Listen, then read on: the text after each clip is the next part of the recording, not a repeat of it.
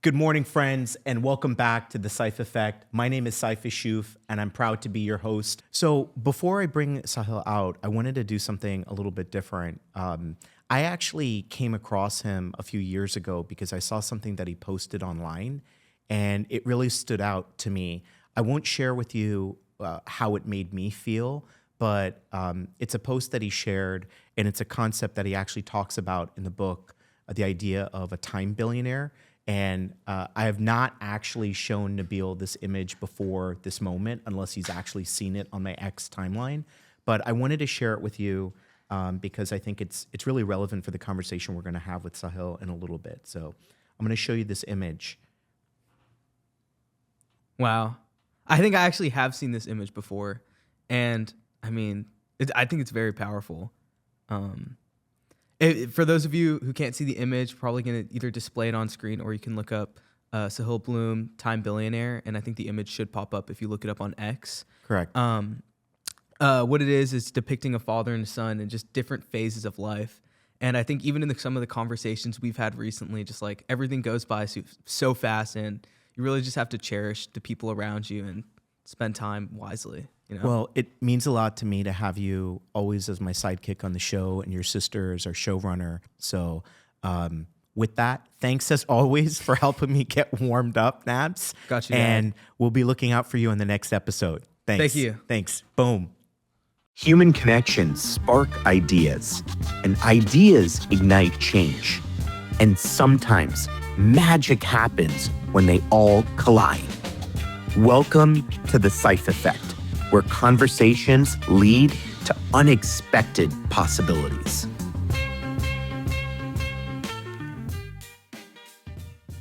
I'm excited that today's guest is somebody who truly embodies the idea of living intentionally and building a life of meaning. Sahil Bloom is an entrepreneur, investor, writer, and thought leader who's captivated millions with his wisdom of personal growth, fulfillment, and wealth in all of its forms. He's the author of a new book called The 5 Types of Wealth, a groundbreaking book that challenges all of our conventional notions of success and provides a real blueprint for creating a truly rich life, not just financially, but in time, relationships, health, and purpose. Sahil's journey has taken him from Stanford University, where he was a Division I athlete on the baseball team, to becoming a managing partner of SRB Ventures, investing in the next generation of transformative companies. But way beyond his accolades, Sahil has a gift of making complex ideas really accessible and actionable, whether it's through something that I've really enjoyed over the years, his newsletter, The Curiosity Chronicles, his viral social media post, or just his public speaking. He inspires people to think so much bigger, act with intentionality, and design lives that they truly, genuinely love. Sahil, welcome to the Saif Effect, man. Thank you so much for having me. I appreciate it. I'm glad we're getting to do it. I'm so glad that you're here. And just as a point of reference for everybody who's watching our podcast or listening, Sahil and I did not know each other before this moment. But as everything else begins to happen in this new world we're in, it all started in the DMs. So I want to thank you, man, for what you've put out there. Your intentionality bridged a personal connection for us. Yeah, and I feel like there's certain people who, even though you haven't met, you already know certain things about them and the way they operate and the way that they put themselves out there in the world. And so you feel like a level of connection with someone without ever having actually met. And even just observing the way you were with your children who are here today and the warm-up session that you had with your son, it's very clear to me that you and I get along before we've even had a chance to spend time together. Well, thank you for that. And thank you for the fact that you made the journey down to Miami. The Saif Effect is proudly filmed right here in the 305. When I read a little bit about your bio, you've been on this extraordinary journey in your life. And can you share a little bit about your family upbringing before we get into the book? Because I think it grounds the conversation I'd love to have with you. Yeah, absolutely. So I grew up in the Boston area mostly, and I come from a mixed race background. So my mom is born and raised in Bangalore, India. My father is white from the Bronx, New York. So basically completely opposite upbringings and sides of the world. And they happened to cross over by pure fate for a 2-week period at Princeton University. My dad was finishing his dissertation, his PhD, and my mom was just starting a master's degree there. She had come over for college when she was 18 and then was staying on to study. And she was working in the library to pay her way through school. And my dad was there studying for his final sort of dissertation defense, I believe. And my mom got up the courage to ask my dad out on a date. And she still tells the story in this funny way where they were going out on a date for ice cream. And my dad turned to her and said, my father will never accept us. And my mom was so blinded by his use of the word us that she completely missed the underlying message. And unfortunately, he was right. When my dad told his parents about this budding courtship, they were not particularly supportive of the idea for a variety of reasons that are all very, very difficult to understand in this day and age. And his father forced him to choose between my mom and them. And my dad walked out the door and never saw his family again. So to this day, I have never met my dad's parents. He has 3 siblings I never met. I think I have first cousins out there somewhere that I've never met. All really grounded in this decision that my dad made to choose love. My parents have what I would view as a beautiful marriage that has been a partnership that has lasted now 42 plus years. They're as happily and madly in love as I can imagine 2 people being, and have been a role model for what a loving relationship looks like for both my sister and I as we've grown up. So I feel that while there was a very sad sort of genesis story that led to the breakup of my father's family, there was a tremendous ripple effect of love that came off of it that I'm very grateful for. That's a very, very complex, but yet at the same time, beautiful story. And what was that like for you and your sister when you guys were growing up, as far as sort of coming of age with these 2 very uniquely different cultures? Your dad being a New York guy, your mom being from Bangalore, India. What did that mean, like, as far as food in the home, cultural experiences, like holidays? Did you get to enjoy all the holidays, or is it just a smattering? All the holidays. Everything from Hanukkah to Christmas to Diwali, we did it all. Yeah, I mean, we had a very, very multicultural household and family. You know, even on my mom's side, one of her sisters married a Muslim guy. One of her sisters married a Zoroastrian guy. So like we just had this crazy melting pot of cultures in our family and household. And my mom's parents, my mom's father in particular, was so loving and welcoming of all different perspectives and ideas. And so we would go to India every holiday season, and he would like have this Christmas tree, quote unquote, out, because he thought that Christmas was like an American holiday. He didn't realize it was a Christian thing, and we were not Christian. And so he would put out this, in India, you can't actually get a Christmas tree. Like there's no real pine trees. So it was this very sad looking tree that he would like string lights on so lovingly and do this whole thing because he thought he was we had like mango leaves and stuff it like made that. No sense. And it was the saddest thing because, many years later he passed away, and we would go back to the house every year, and that tree, we had kind of planted it out in the yard. And so it was sort of this memory of this like very loving act that was also just a hilarious, like very silly thing in hindsight. But look, I describe a lot of my childhood and early years as this like weird collision of 2 worlds. I felt like a lot of who I was as a person was defined by this collision across and sort of tension across trying to fit into a bucket, but not feeling like I did. And that obviously applied to coming from a mixed race background and not being the Indian kid, but also not being the white kid and not knowing where I fit in, mainly because your mental model for life as a child is just trying to figure out where you fit. Absolutely. Like you're really trying to figure out and understand where you fit into the world. You're trying to create that identity, and it's very difficult if you don't feel like you just naturally fit into one. All you want is to fit in. And then funny enough, as you get older, all you want is to stand out. But as a kid, that was tough for me. I didn't feel like I fit in, culturally in either one of those buckets. And then just in my own interests, I couldn't figure out, like, was I a nerd or was I a jock? What kind of bucket did I fit into in the classroom or in school in those early years? And that was tough. And it led to a lot of insecurity being sort of built under the surface and festering for many years because I just couldn't come to terms with the fact that I wasn't any one thing, that I was all of it, that I needed to just embrace the fact that I was dynamic and just different and kind of weird. But that's very hard to do when you're young. It's something, I love that you brought that up, and it's something that is relatable for a lot of adolescents. You know, my family, I grew up here in Miami, and we're a confluence of a lot of different things. So I'm ethnically Indian, but our family is from Guyana, so I'm from the Caribbean. My family is also Muslim, and I grew up here in Miami with a overarching community of Cuban Americans and Hispanic folks. I wouldn't even say Spanish is a second language to me. And so I like to say that I've got a little bit of the melodrama of a novela mixed with a lot of the high theater of Bollywood film combined. And when you're 13, 14 years old, you really don't know what to do with that. And I think that what's powerful is that college winds up becoming a place where many of us begin to meet people that also have these really unique backgrounds. So we're not like, I didn't feel alone in my own journey. And for you, let's skip ahead a little bit to your college years, because you were a baseball player in high school, and that took you on a unique path to Stanford, where you're a Division I athlete playing on the baseball team. What were your college years like? Humbling.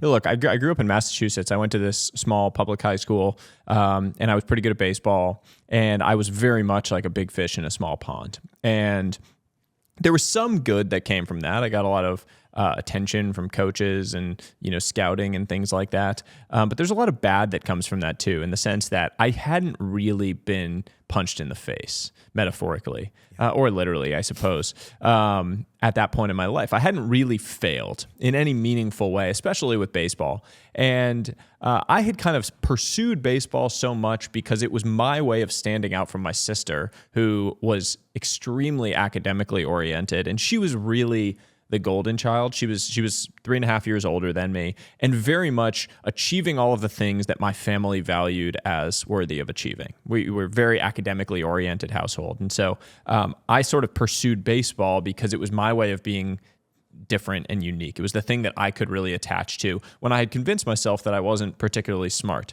So I ended up getting this scholarship to go play baseball at Stanford. And I remember so clearly getting there and going to the first practice and just realizing that the other guys on the team were much better than me. And it was like the first time, I very clearly remember like going to the first practice, and I was a pitcher, and a bunch of the pitchers were throwing. And I just remember thinking like, wow, the ball gets to the plate a lot faster when that guy throws it than when I do. Like I couldn't sugarcoat it anymore. There's no hiding from it at some point. You're naked. You can't run from it. Yeah, you're naked out there. And so, I remember just thinking, if I'm going to be able to accomplish anything here, it's just going to be that I keep showing up. It's just going to be that I'm very hard to kill. It's hard to keep a person down if they just keep showing up. Very hard to beat that person. And that was really the story, I would say, of my college years. Was I was very focused on baseball. My whole identity I had attached to this sport. I didn't really think about academics much. And I really pursued it head on. And I was not particularly talented, but I really made the most out of my career. I became, a key part of the team. I led us to a couple super regional appearances. We had a great team. It was an amazing experience. Do you stay in touch with most of the guys until now? Yeah, we've got a great group of core guys, especially from my class that went to school together that still stay in touch. We've got the group chat that still is like the good old days banter in there. And we're all, spread out and doing different things in life, but it's nice that still exists. But the real formative moment for me in college was when I got hurt, which was at nearing the end of my career. At the end of my junior year, I hurt my shoulder, and it became clear to me that I was not going to be able to play professionally. That any pipe dream I had of making a career out of this was not going to be a reality, and I was going to have to find my footing elsewhere. And I remember that. Because I called my dad when I had made the decision that I was going to have to hang it up. I wasn't going to be able to play. And I was so scared calling him, because so much of our relationship had been built around the field. I mean, my whole childhood, like my dad was the guy that would take me to all the practices, that would play catch with me outside, that would take me for batting practice. Like, was your dad a big baseball fan as a kid himself? yeah, his parents hadn't allowed him to play as much, but he was a good baseball player. I'm sure he would have been good. More than anything else, I think the fact that his father had made him make that choice led to my dad wanting to be endlessly supportive of anything my sister and I were excited about. And so I was excited about baseball. My dad was like, I'm going to support you in that 110%. And it wasn't like, you know, he was going to insulate me from failure around it. It was literally like he was going to show up and play. If I ever wanted to play catch, he was the first guy. It didn't matter if he'd slept zero, if he'd just gotten off a plane from a 16-hour trip, he was going to come out and play catch with me, or he was going to take me to go work on the thing I wanted to work on. And so much of our relationship had been built around that when we went, when I had to call him to tell him that I was no longer going to play, I was scared. I mean, I was like, he's going to be disappointed that I'm hanging it up doing this. And I remember so clearly telling him, and I was crying, and he just said, okay, I'm so excited to support you in whatever it is you do next. Like, I'm going to be in the front row. That's a super dad. That's a super dad. I mean, and my dad's my best friend in the world. I'm so lucky to have had him, but he's lived by that. You know, like to this day, he showed up and surprised me at the finish line of my marathon that I ran a couple of years ago. Like, stupid, right? It's like an adult random pursuit. He showed up. He was there supporting me. When I give talks at different things, he's like in the front row taking notes so that he can help me and help improve my... There's an image that you posted online of you guys were in India and your pops was at the back taking notes. Yeah. And I was really struck by that. And I lost my dad about 12 years ago. Sorry to hear that. And it's something that, we'll chat about that a little bit later when we dig into your book. But I'll never forget that, the feeling of losing my dad. But I remember after my dad passed away, the day after the funeral, my son Nabs, who's our sidekick on the show, he woke me up early the next morning. And everybody knows I love Cuban coffee. You grew up in Miami, and he woke me up and he said, "Hey, Dad, let's go get a cup of coffee." And he was about 4 or 5 years old, and I was so tired from the funeral and everything like that. And I mustered up some strength, and we were getting ready to go, and we're about to walk out of the house. And he said, "Dad, let's take a selfie because everybody knows, my name is Saif. I love to take selfies." And he said something to me that in reading your book, I think you tap into something really powerful. And he said something to me. He said, Dad, you know who you are to me. You know who your dad was to you. You are to me and Rania. And it actually was a pivot point in my own life, thinking about the role that I played as a son to my dad, who had then passed, had in some regard switched to the role that I was now playing as a father to my own kids. And I think that that's part of the reason why in that image that you shared with that concept of time billionaire, it really stood out. And I love on the Saif Effect when people share a little bit about that, because these stories of like what your dad means to you is at the core of this is like part of your core programming. Mm-hmm. Yeah. It's, I consider it the real generational wealth that we're all after, is the privilege of growing up in a house where I had a father and a mother who embodied these values and principles that I think are so important to living a healthy, wealthy life. I always saw my parents working hard on things that mattered to them. I always saw my parents engaging in hard conversations, but then also the repair that came after those. I always saw delayed gratification at the core of everything they were doing. And when I think about my own life and any success that I've had to date or any success that I have in the future, it's all because of those lessons that I feel I absorbed from watching them do it. And if there's one thing I've changed my mind on now being a father to a 2.5-year-old little boy, it's that you can't actually teach your kids anything. That's right. You just embody things and they absorb from seeing you embody them. And so what better generational wealth is there than to embody the things that you want your children to absorb? And when your son said that to you, it's a perfect example. The fact that a 4 or 5-year-old has internalized that enough, that idea enough to be able to articulate that, clearly you were living by those principles. Yeah, and it forces you to level up your own choices of things that when you might get that temptation to cut the corner on something, right? Not necessarily something unethical, but something that nobody's watching. You can't cut corners on that if you're trying to set an example. And obviously that carried you from your time after college into your career path. So let's talk a little bit about that journey that you went on in your early career. And then I think the part that gets us to the moment that I really want to dig into, which is like, when did you, as the young people would say, delink from the matrix and realize that there was this whole other life that you could live? So like talk to us about that sort of those core years of sort of what you engaged in upon graduation and that path. What did that look like? Yeah. So after school, and once baseball was removed, I was searching for what a life of success looked like. You know, I basically, in my mind, had this idea of like, okay, I was going to be famous and play baseball. That didn't work out. But now I need to, be a success, quote unquote, in some other way. And my default definition of success, which is I think all of our default definitions culturally, is to make a lot of money. Of course. And so I basically went on this pursuit of like figuring out, how do you make a lot of money? Like, what's the way that kids are making a lot of money coming out of school? And, finance and kind of going into the world of investing was the path to doing that. I ended up getting connected with this firm that was just getting started in the Bay Area, private equity fund. Great group of people, small group of people. They were just getting started. And I had an opportunity to join as part of the first group of analysts. And so I joined this private equity fund. That was in 2014.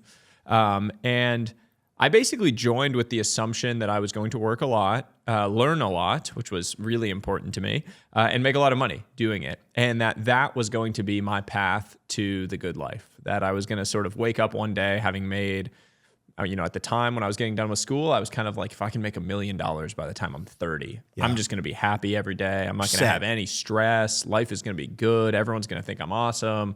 Status, like all of the things that I think I want, that I think are going to make me feel fulfilled. I'm going to have them. And so this is the path. And, I marched down that path for 7 years before realizing that my assumptions were a bit flawed. I learned a ton. I would not trade anything that I did in hindsight because it led me to where I am today. I learned a ton. I got to work with great people. But my narrow, almost myopic focus on money being what was going to lead to a life of success and happiness was broken. My scoreboard was broken. And so unfortunately, along that pursuit and along that journey, because I was so narrowly focused on that one thing, I really started losing sight of everything else. And a lot of other areas of my life, especially as we started getting closer to COVID, like 2018, 19, into 2020, a lot of these other areas of my life started to suffer, while the one area was doing well.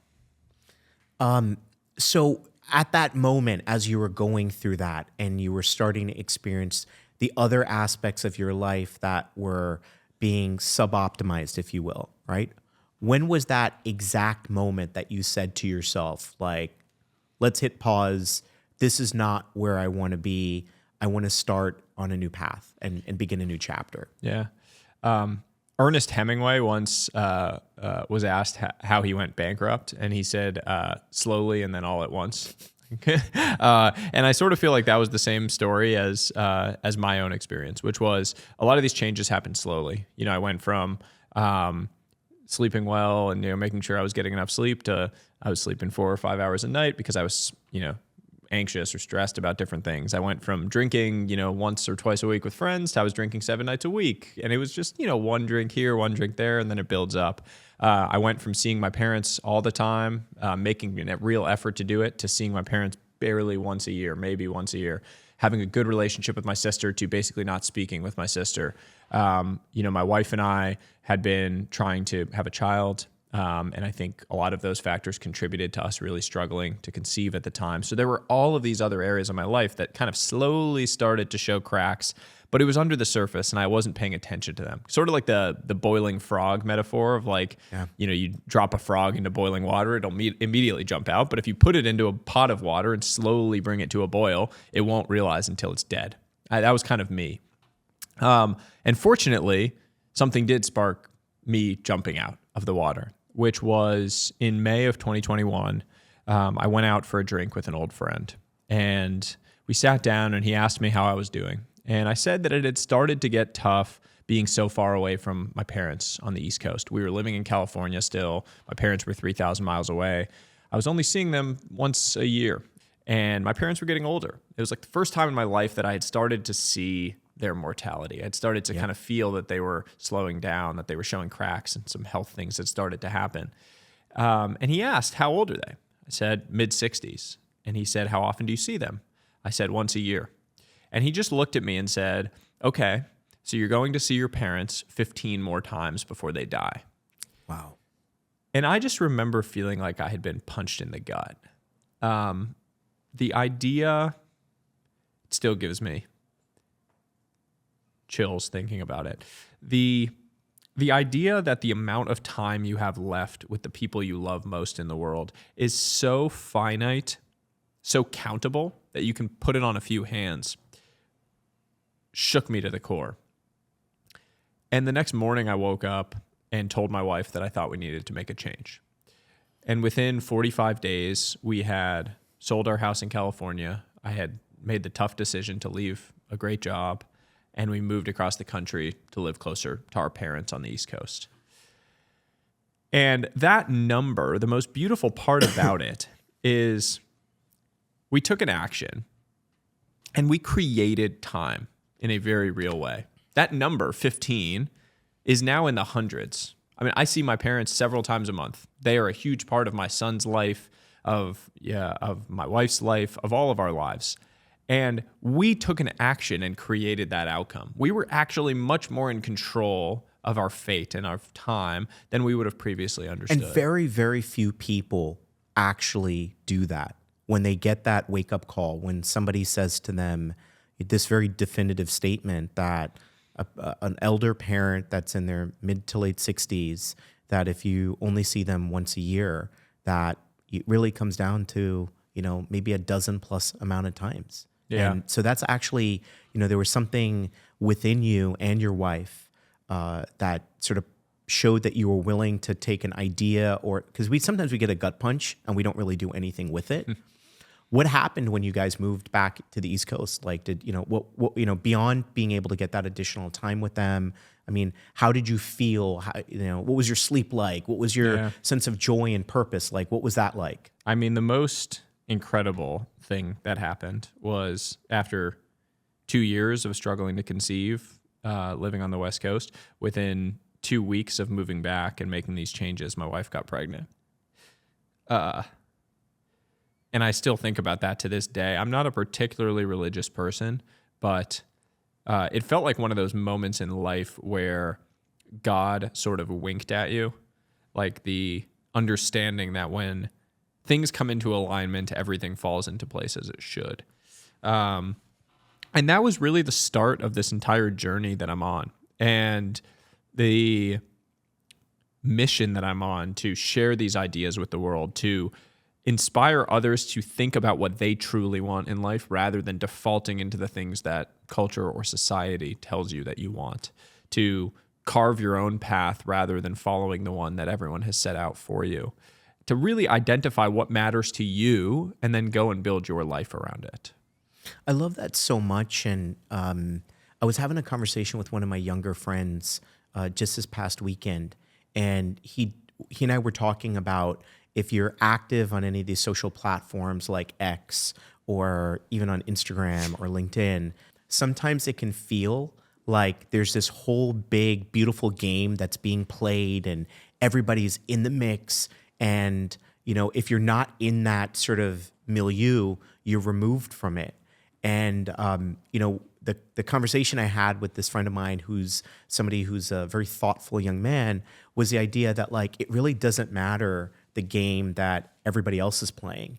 And I think about that on my own journey, where 25 years ago I built my first software company here in Miami, and most all of my friends, because of my own background and my own training, I went to law school, I went to Georgetown undergrad. Everybody else had done the big consulting route after college or done investment banking, and then after law school did the big law firm type thing. And I remember the famous, the guy, kind of like the Gary V of the world 25 years ago, was a guy named Guy Kawasaki. Mm-hmm. And Guy Kawasaki, as you know, was Steve Jobs' chief marketing officer and brought the Mac to the world. And I went to one of his conferences 25 years ago, and I got the best, worst piece of advice from Guy Kawasaki, which was that I shared with him that I was building a company in Miami, and he told me, you should really move from Miami. Mm. And I call it the best, worst piece of advice because I disagreed with it, and I continue to build. And I'm proud of the fact that 25 years later, I've been able to continue to help build not only my own company and different social impact organizations in this community, but be part of building an entire ecosystem, a city like Miami, which has now taken its rightful place as a global juggernaut. I mean, it's never going to be Silicon Valley because there's only going to be one geographic concentration on the planet like Silicon Valley. But we've also realized that we're running our own race. So I love that phrase, by the way, run your own race. I often think about the fact that the harsh truth of life is that you will never feel successful unless you create your own definition of success. If you default into everyone else's definition of success, you will just continue to chase some version of the more that is out there. You'll just continuously get to it and then have it be like a mirage, disappearing and going off into the distance. The only way to feel successful is if you create your own definition of success, if you run your own race. And I keep saying that over and over again in my own life. Like the people that I admire most when I spend time with them, the thing I admire is not some dramatic success that they've had or that they've made $1 billion or that they've made any money at all. It's that they know the games they want to play. And they ruthlessly say no to the games they don't want to play, and they focus on the ones they do. And those games might be ones where they're making $1 billion, or it might be that they're impacting a few lives in their local community. But whatever it is, you have to run your own race. You have to figure out what are the games that I want to play, and then go play those. Don't worry about the games everyone else wants you to play, the ones that everyone tells you should play, because playing someone else's game is a good way to lose a game. Absolutely. Yesterday you talk about that, and even literally the example of playing a game.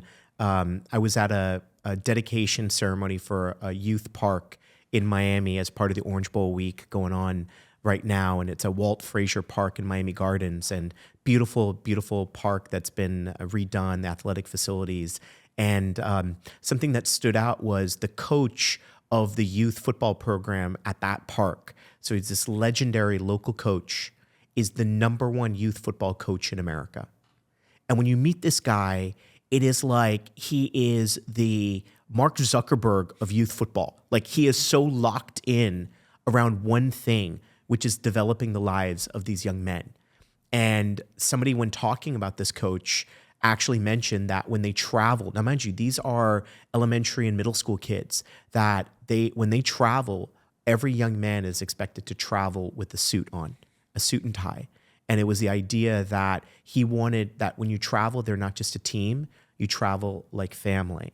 And I want to circle back to something you said, that I love the idea of running your own race, because you talk in your book and this idea of there's always a bigger boat out there. Can you talk about that? Because there's a great story that you have in there, and I think it's a good way to jump into Sahil's new book, The 5 Types of Wealth. Yeah, so I share this in the prologue of the book. I have this friend who sold a company for well over $100 million, his company. He had co-founded it, worked on it for many years. And he made a boatload of money. I mean, more money than most of us will ever hope or dream to make in their entire life. And he hadn't made money up until that point. Importantly, like it was not a cash flowing company. He hadn't been rich, and then suddenly he had made $100 million. Made an endless amount of money. And I asked him if he was happier now that he had extraordinary wealth, extraordinary riches. And he told me this story, which was after the sale of the company, he had wanted to celebrate. And so he took a bunch of his friends and family on this boat trip. And he went and rented this like big yacht that he was going to take them on for a week in Europe. And it was going to be this amazing celebration of this incredible 10 plus year journey. The dream trip everybody would want to take. The exact dream of, right, like you're going to do this big status symbol thing and do this, and it's incredible. You're bringing your friends and family. Flex and joy. Yeah, exactly. And you create an amazing experience, right? So they get to the mooring and they're all boarding this boat that he's got, yacht, whatever. And he said that one of his friends was about to board, and then he looked over at the other mooring, and the friend turned to him and was like, "Man, look at that yacht. I wonder who's in that one," because there was this much bigger boat right next door. And in that instant, my friend's joy around the moment, this thing that he had worked for 10 years, created this incredible moment and experience, deflated at the comparison between the thing that he had been able to get and this bigger boat. And so the lesson that I say in the book is there's always going to be a bigger boat. Always going to be a bigger boat. If you are just measuring your success on the basis of the size of the boat that you are able to get, you are always going to be disappointed, because no matter what, there is going to be a bigger boat out there. And C.S. Lewis, the writer, talks about the idea of the inner ring. That people always chase this inner ring where, like, you know, you're outside the club and then there's the velvet rope area. And you're like, oh, I need to get into that. And then you get to the velvet rope area and then there's the private room. And you're like, oh, no, I really need to get to that. And how if you keep doing it, it's like the layers of an onion. Eventually you peel away and there's nothing left. And you've kind of lost yourself in this pursuit of this inner ring phenomenon. And so much of our pursuit of success in life, if you define it around money or if you define it around, you know, statusy things, ends up taking on that characteristic. That it's just there's just emptiness. It's and empty. There's a quote that I often say to my own kids: "Comparison is the thief of joy." It's very true. And that emptiness is something that I think clearly must have been a driver in your thinking about, well, how do we reframe what wealth is? So in your book, The 5 Types of Wealth, you've got these 5 different elements of how it is that we should be evaluating what we consider to be our wealth and riches. So the first one that you talk about in your book is time wealth. And you emphasize a lot prioritizing energy-creating tasks to unlock more time. You also have some ideas of some practical exercises, which I think really stand out. So tell us a little bit about time wealth and give us a tool, because one of the things about the Saif Effect, we love to get these very specific insights from our guests about what can we do to live a richer, more full life. Yeah. So I really think of time wealth as being about how you spend your time, who you spend it with, and really the freedom to choose on those things, the control that we're all seeking over our time, to be able to decide how we spend it, who we spend it with, what we're spending it on, when to trade it for other things. That fundamentally comes down to 2 things. It comes down to 1, awareness, which is about understanding that time is your most precious asset, that it is finite, that it is impermanent, and that we need to cherish it. The things we've talked about, the amount of time we have left with our loved ones, the amount of moments you have left with the people you care about most is fleeting. It's much, much smaller than you think and more countable than you think. Then it comes down to attention, which is your ability to actually dedicate attention, concentrated attention into the things that matter. Because that is how you unlock time wealth. That is how you actually generate the outcomes you want in life. It's by being very hyper-focused on the few things that matter and saying no to everything else. Most of us live in this like treadmill, right? Where we're constantly busy working on a whole bunch of things. You become kind of like a rocking horse. You're moving a lot back and forth, but you're not actually going anywhere. And the way that you step off of that is to identify the few things that really matter and concentrate your attention into them. There's this story I tell in the book of Sir Isaac Newton and how he became really famous on the back of having to go home from school during an outbreak of the plague in London. And for 1 year, he was locked down at home, 100% focused on his work and the things that he was focused on researching. And during that year, he created a lifetime of output. And it was that idea that if you take concentrated, focused attention and apply it to the right things, extraordinary things happen. But most of us never have that ability to actually dedicate focused That prompting attention. moment that says you have to quiet the noise and focus on the signal.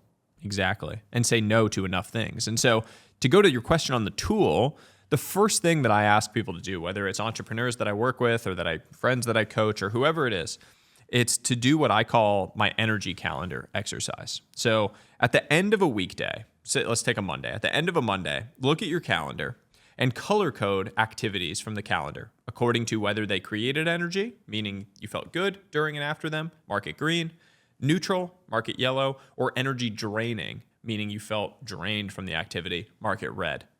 Do that for a week. At the end of a week, you will have a very clear visual perspective on the types of activities that are creating energy in your life versus draining energy in your life. Now, that's important because the things that create energy for you are the things where you are going to drive asymmetric outcomes. Those are the things where you're going to be able to generate those 10, 100, 1,000x outcomes that are going to change your life or that are going to create step function improvements in where you are. And ideally, what you do then over the coming months is find ways to slowly shift your calendar to being more green than red, to improve the ratio of green to red. You probably won't ever completely eliminate the red from your calendar. Because some of that stuff is like, you have to eat your broccoli. Yeah. Like things like, for example, I'm sure all of us in the type of worlds we operate in, you have to sit with whoever's on your team working through calibration of calendars, expectations management, things like that are kind of like the spring cleaning aspects of life that we constantly have to do.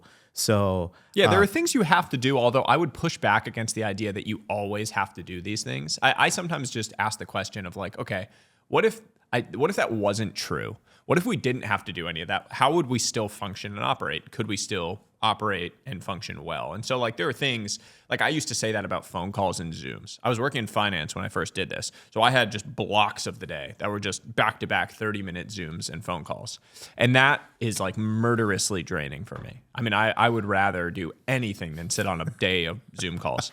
But I told myself that story. Oh, but I have to do that. I can't get out of that. Once I asked the question of, well, is that really true or can I adjust it? I was able to make adjustments, which in that specific instance was just taking some of those calls on a walk. So I find that like sitting at my desk taking a call is massively energy draining, but taking a call on a walk is energy creating for me because I love being outside, fresh air. I'm actually more present on the call, so my outputs are better on those calls because I'm actually listening to the person, not doing email or multitasking. And so I took half the calls and turned them into walking calls. Suddenly, at the end of a week, I felt dramatically different. And the people on the other end of those phone calls probably felt dramatically different about the way that I engaged on them too. So sometimes it's just asking the question of like, is there actually a better way to do this? And we're just assuming that the default way is the way that we have to. I love that. In the pandemic, I'm sure like a lot of people, I used to do a fair bit of walk and talks with my friends. So you want to catch up with somebody and being able to get that time. We actually even had a park that wasn't too far from my house that is in South Miami. It's a famous park called Dante Fasel Park. And I would link up with a friend or a work colleague and say, hey, instead of that Zoom, which I was, trying to escape from, let's actually get some human time. Mm-hmm. And So walk and talks, by the way, have actual scientific benefits.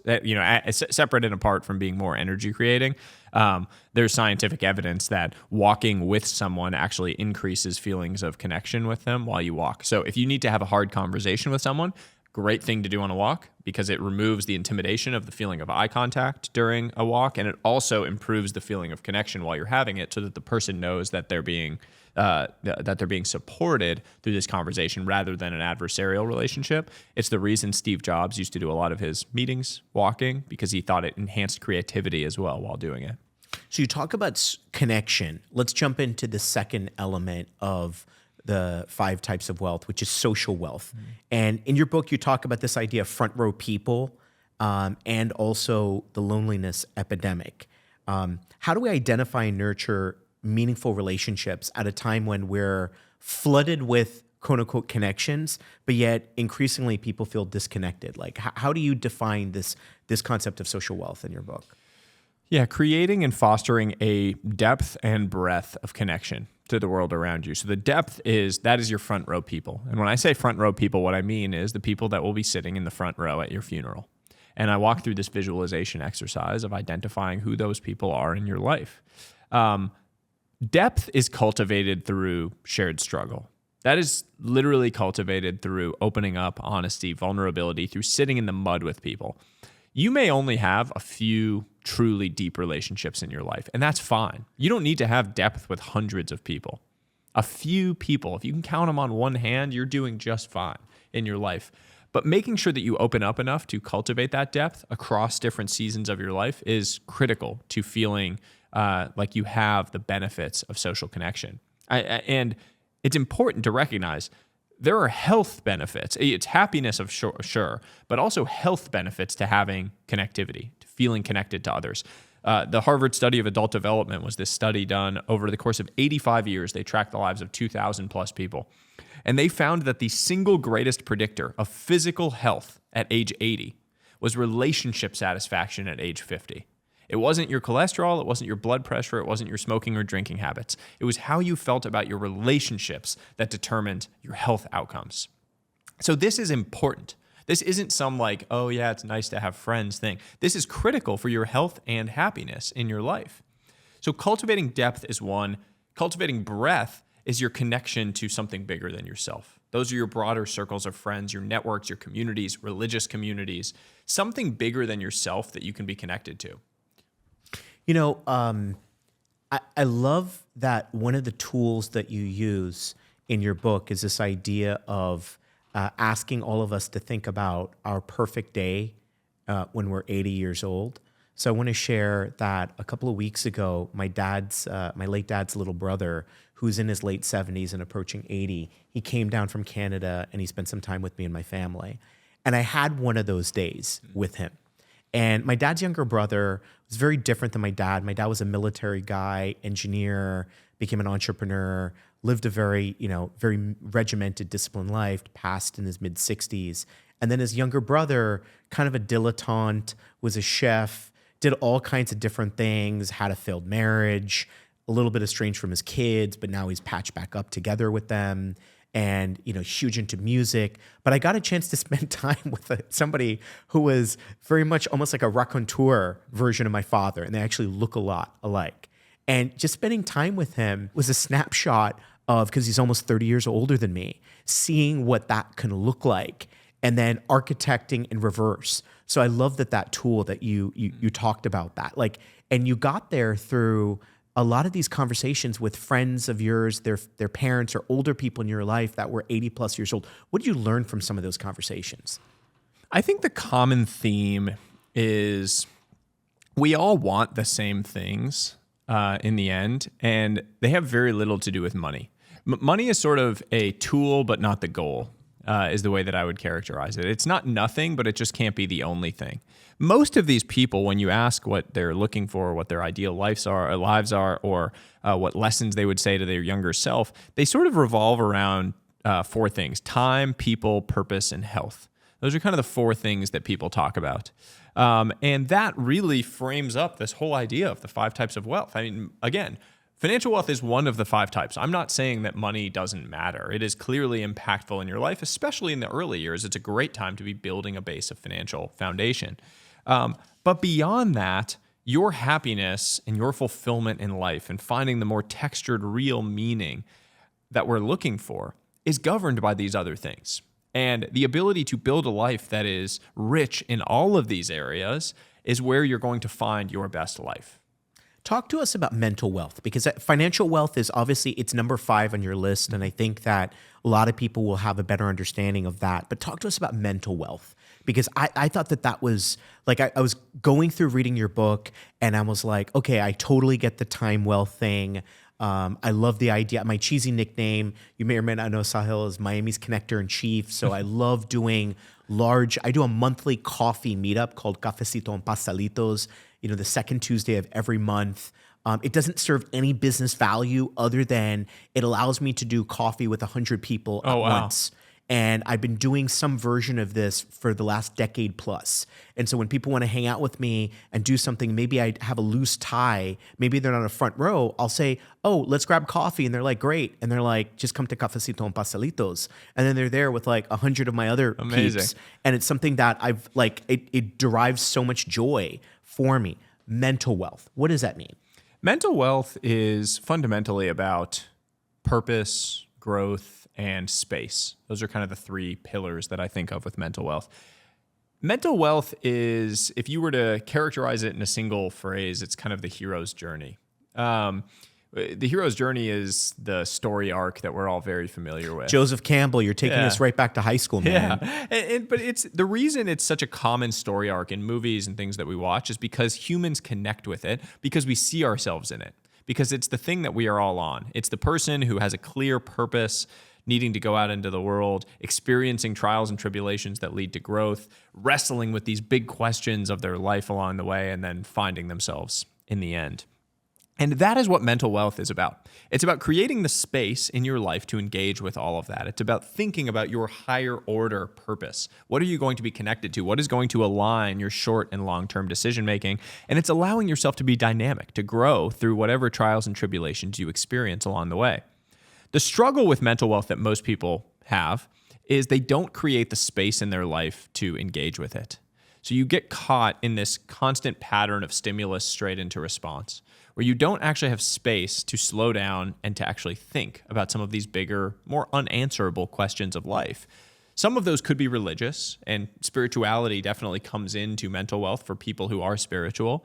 But they're also just thinking about the bigger picture, zooming out in your life so that you can think from a 10,000-foot view rather than being caught in the weeds every day, about what matters to you, about what your purpose is during this season of your life, and about whether you are engaged in activities that are promoting and fostering growth as a human. What's a tool that you think folks can use around that sort of reinvigorating or reconnecting with mental wealth? My favorite tool for building mental wealth is what I call the Think Day. And there's a chapter in the book that walks through the process for it. It's a derivative of Bill Gates, who did the Think Week historically. In the 1980s, he started taking a full week to just go read, learn, and think off the grid, and would just spend a week thinking about these bigger picture ideas for Microsoft. We can all embrace this. It's very Walden Pond. Very Walden Pond and very effective because it forces you breathe space into your calendar, and then you benefit from that.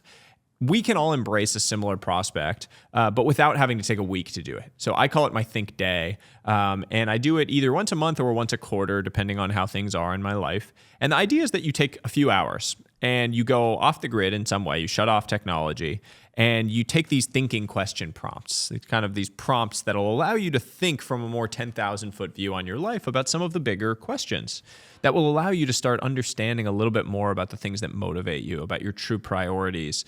Think about what are the things that you are ignoring? What are you changing your mind on? What are you being so stuck in and stubborn around?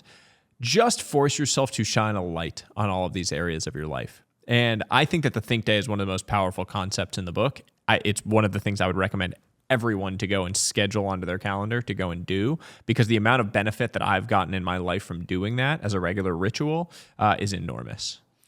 I love that, the Think Day concept. Physical wealth is one of the other things that you talk about. And I love this idea that, and as a parent of two teenagers, that you say that we should treat it in some regards like a video game. Mm-hmm. And can you describe this idea of how, when you have this categorization of physical wealth, what do you mean by that? Yeah, physical wealth is your health and vitality. It's the most naturally entropic type of wealth, meaning it is subject to the natural deterioration of life. Yes. If you do nothing, it will deteriorate much faster than if you do something. So what you're hoping for is that you can slow the deterioration of that over time as you get older, expand your health span, as Peter Attia talks about. Physical wealth fundamentally comes down to three things: movement, nutrition, and recovery. And within each of those, I love this video game analogy that I propose because it encourages you to pursue it like a video game, meaning you start at level 1, graduate to level 2, graduate to level 3.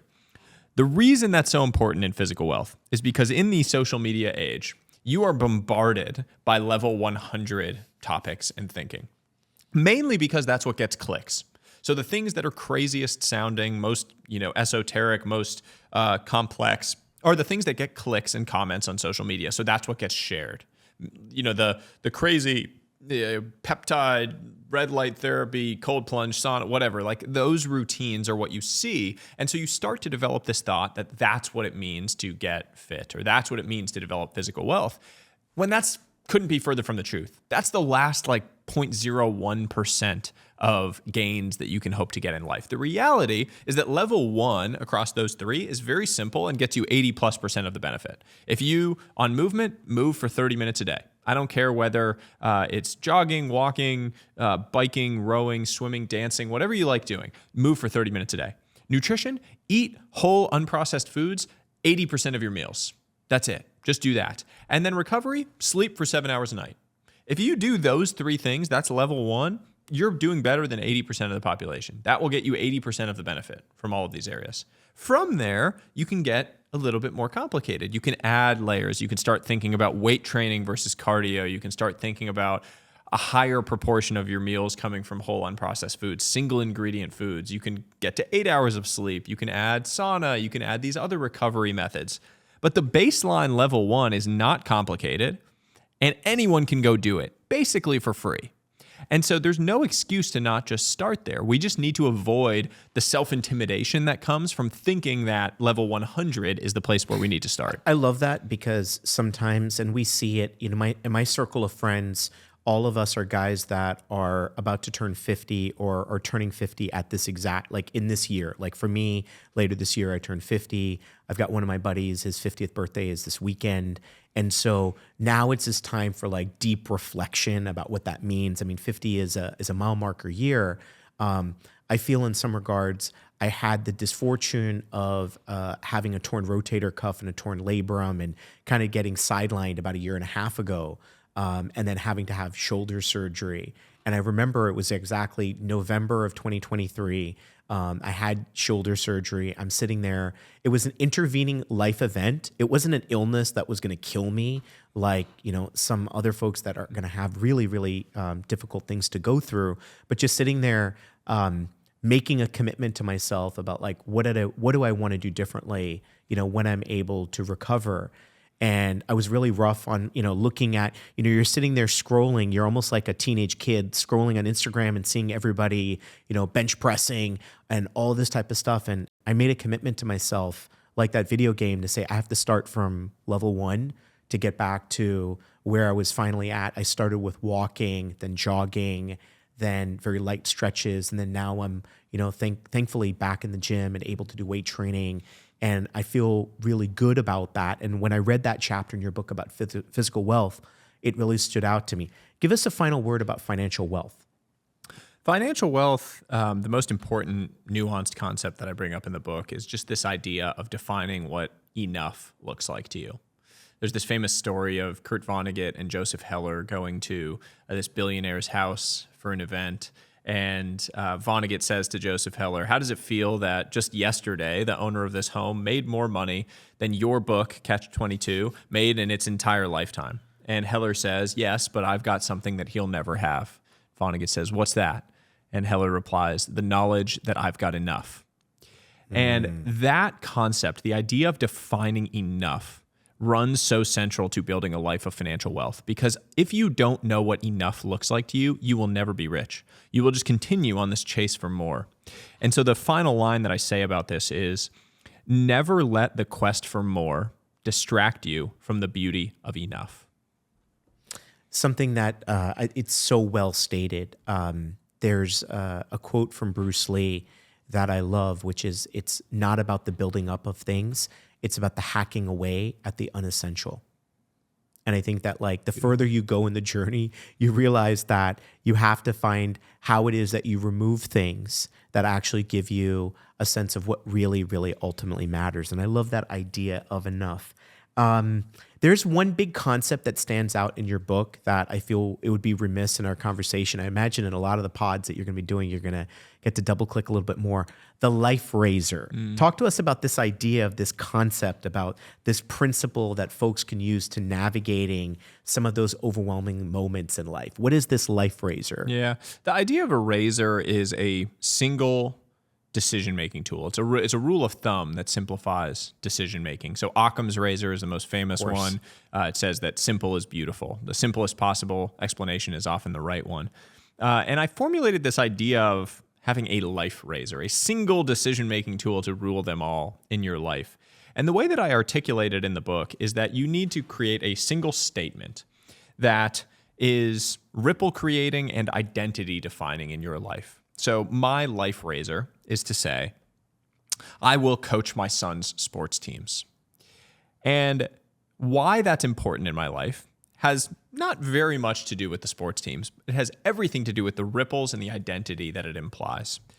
Because I am the type of person who coaches my son's sports teams. That means a whole lot. That means that I'm the type of father and husband that my wife and son are proud to have in their life. That means that I'm a community member, that I support others, that I act in service of others around me. That means that I never prioritize a financial opportunity in front of my family and in front of the things that matter most to me. So that statement to say I am the type of person who coaches my son's sports teams allows me to answer a whole bunch of opportunities that come. It allows me to make decisions in those scenarios. If a financial opportunity comes my way, but it will require me to be away for 300 days out of the year, I don't care if you're paying me $1 billion to go do it. I'm saying no. Yeah. Because I'm the type of person who coaches my son's sports teams. I can answer that situation. If an opportunity comes along, but it may jeopardize my character or my integrity, it's a no. It's very clear. If something happens in our family and I could choose to hide from it or confront it head on, I'm the type of person who coaches my son's sports teams. That person shows up for the people that I love, and I'm strong in the face of challenges. So what it is you're creating a statement that allows you to cut through the noise in your life. It's a single defining focus point that allows you to navigate through to the other side of whatever situations, opportunities, or chaos you encounter. And I walk through it in the book with a proper exercise to help you define and identify yours. So it's hard to explain in a single minute blurb, but would highly recommend going through the exercise that gets proposed in the book because it is extraordinarily powerful. So what I love about the example that you gave about being the type of father that would be there to coach your son's sports teams, it resonates with me a lot, and I think it's part of the common vibe we have, maybe through the original DM connection. But I mentioned the shoulder surgery that I had, and one of the prompting pieces of why I had the shoulder surgery when I did it is my son is a Boy Scout, and God willing, in about 5 months, he's going to make Eagle Scout. And I've been with him in his scouting journey for a decade. And as part of that last lap in becoming an Eagle Scout, you're supposed to do something that's called a high adventure. And his troop actually every year out of Miami, they do a high adventure where they go to the boundary waters between Minnesota and Canada, and they do a massive 7-day canoe trip. And it's, you can do about 50 plus miles. And once I knew that I had this injury, it was my dream to be able to make this trip, which is called Northern Tier with my son. So I asked my surgeon when I saw him in September of 2023, I said, when do I have to have this surgery to be ready for June of 24? He said, you have to have the surgery right now if you want to be able to be rested, recovered, healed. And Sahil, one of the greatest joys of my life was last summer. It was actually right before 4th of July, being able to make that trip with my son. He's 16 years old with his troop. I was one of only two dads who was able to do it. And actually, over the course of the 7 days, we did 60 miles. Incredible. Canoeing on the boundary waters between America and Canada. And, it's a bridging moment. I think about two things that stand out. I have some powerful moments with my daughter as well. But I think about the fact that I was able to make the pilgrimage to Mecca with my late father as one of those moments in my life. And I think about the fact I was able to make that Northern Tier canoe trip with my son as one of those other moments. And you've brought so much journey through your book. It's something I've really enjoyed. It was actually how I started off my year. You're very kind and give me an opportunity to be able to read the book. And I couldn't imagine something better to be able to start off the year. Before we close out, we've got some rapid fire questions. It's Miami. We call it the Fuego round. So obviously there's the 5 types of wealth, but what's one book everyone should read? When Breath Becomes Air by Paul Kalinathy. Fantastic book. Fantastic book. What's your favorite way to spend time with your son? Probably just roughhousing. I love like a little wrestling with him. My son is 17. Yeah. As you can see, he has an injured leg. I still roughhouse with him, although it gets harder when they start to flip the energy on you. What's the best investment you've ever made? Any investment in myself. If you could have dinner with one historical figure, who would it be and why? Probably Leonardo da Vinci. I'm just fascinated by his depth of curiosity for the world around him. What's your one word for 2025? I guess it's a hyphen, so I can do it. All in. All in. Just going all in on everything out in front of me. I love that. And I think the fact that you've taken the time to be able to write a book like this, The 5 Types of Wealth, shows that you're going all in, but you're also pushing out to so many other people. And, I want to thank you for sharing your wisdom with us today. Your insights remind us that wealth is so much more than just money. It's about the choices that we make, not only in how we show up for those around us, but how we show up for ourselves. So I'm really grateful that you took the time, that you're here in Miami.